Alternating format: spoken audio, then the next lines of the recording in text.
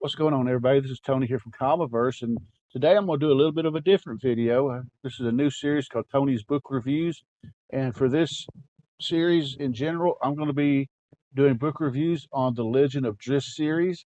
These are books written by R.A. Salvatore for the Forgotten Realms campaign setting, and they feature the Drow elf Drizzt Do'Urden, and I'm going to be doing these in the story order and not how they were actually published.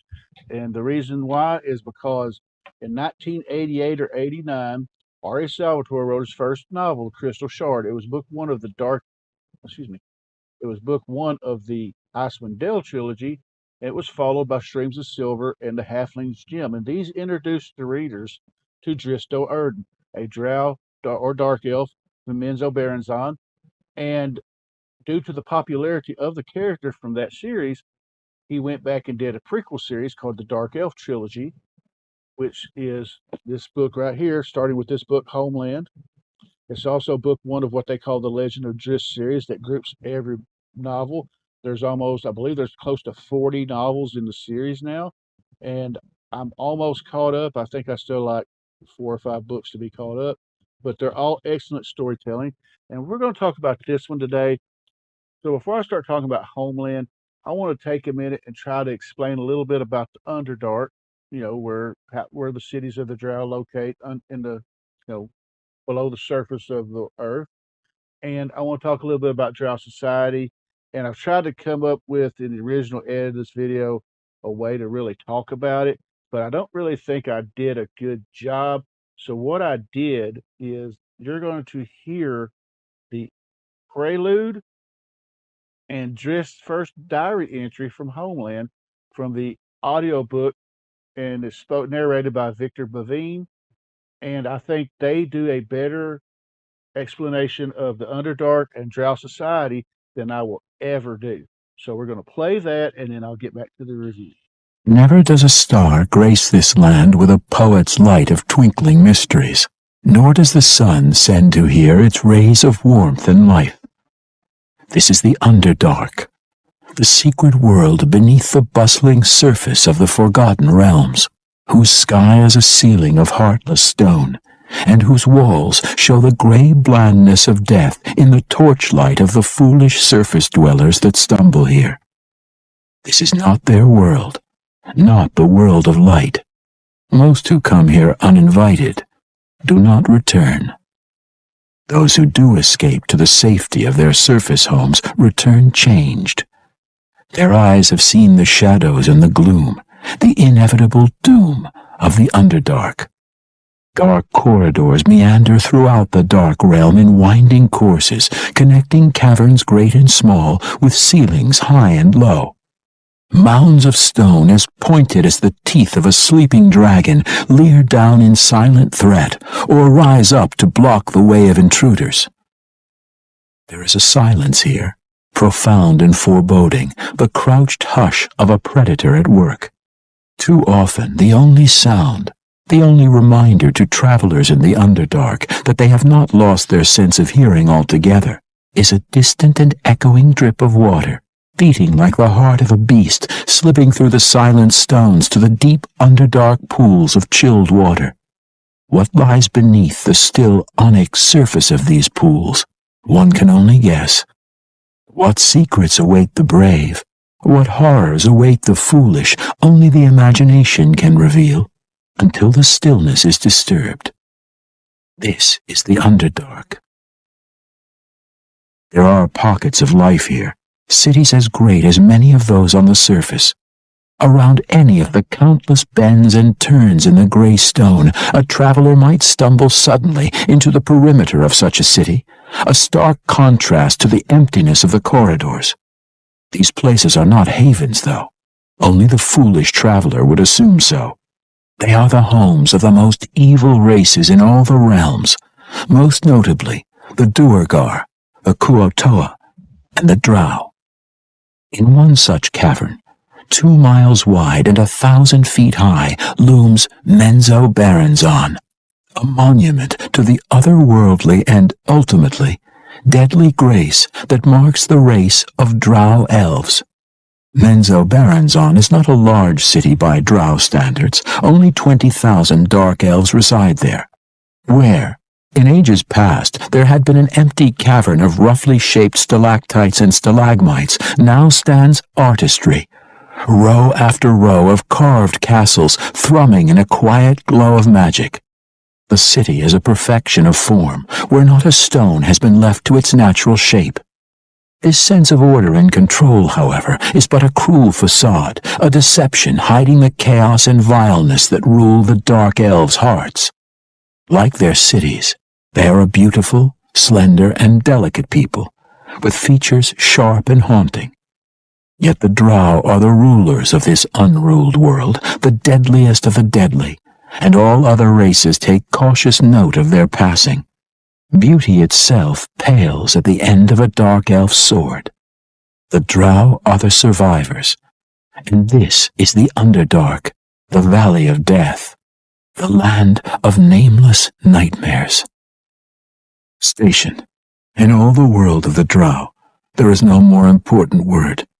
It is the calling of our religion, the incessant pulling of hungering heartstrings. Ambition overrides good sense, and compassion is thrown away in its face, all in the name of Lolth, the Spider Queen. Ascension to power in drow society is a simple process of assassination.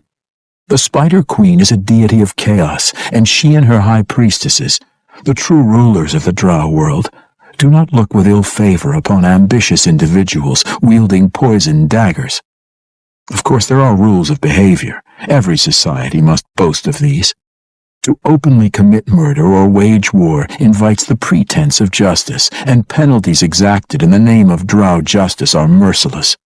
To stick a dagger in the back of a rival during the chaos of a larger battle, or in the quiet shadows of an alley, however, is quite acceptable, even applauded. Investigation is not the forte of drow justice. No one cares enough to bother. Station is the way of Lolth, the ambition she bestows to further the chaos, to keep her drow children along their appointed course of self-imprisonment. Children?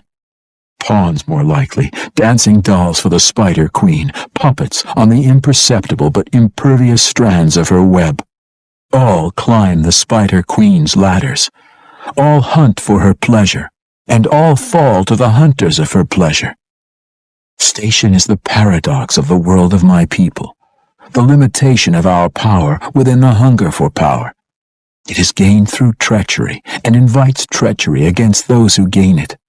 Those most powerful in Menzoberranzan spend their days watching over their shoulders, defending against the daggers that would find their backs. Their deaths usually come from the front. Drizzt Do'Urden. Now, when this story opens up, like I said, this is the origin of Drizzt. It starts on it starts on his birth. The night of his birth, his house, House Do'Urden, Daemon Neshezbaran, 10th house of Menzoberranzan, is planning to attack House Devere. Alton makes a deal with the Faceless One in Sorcere to kill a noble of Devere there. And they attack this house on the night that his mother, Matron Malice, is to give birth to Drizzt, who would be the third son of the family. And he's originally supposed to be sacrificed because, due to lost decree, the third son has to be sacrificed. Well, during the battle, Denon, the second boy, murders his elder brother, and that's inadvertently spares Drizzt from being sacrificed. The Spider Queen was pleased, and they eradicate House Devere. However, in Sorcere, the Faceless One fails to kill Alton Devere, and he ends up making a deal with a young student and scars his face and becomes a Faceless One. Now, I'm giving a lot of spoilers. I'll try not to give too many more going forward. But the book itself, you see Drizzt from the day of his birth. You see him grow up as an adolescent, being trained by Vierna, or raised by Vierna for the first 10 years. And then when he becomes 16, he starts being trained by the weapons master, Zach Nefane. And he has a very great ability or a intuition with weapons. He has really great reflexes. He is a hell of a fighter, and it seems like when he's training with the weapons, he has a natural affinity. It's just like a gift. He works very hard, but it's like he's really good at it.